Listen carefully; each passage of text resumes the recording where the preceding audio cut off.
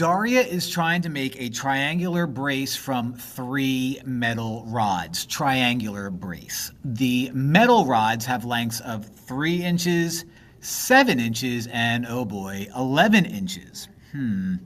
Daria cannot cut or bend the metal rods. Well, of course, it's going to be a triangle. Which statement explains whether Daria can make a triangular brace from 3 metal rods? Well, here's the issue. You have a side that's 3, you have a side that's 7, you have a side that's 11. And your job is to see if you can make a triangle out of this. Well, the answer is simply no. And here's why.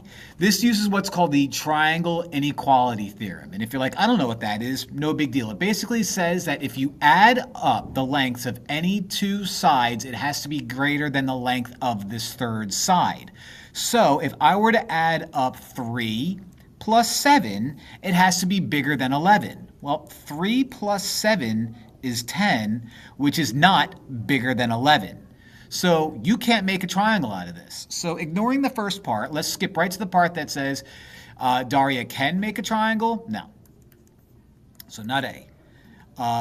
B says you can't. C says you can't.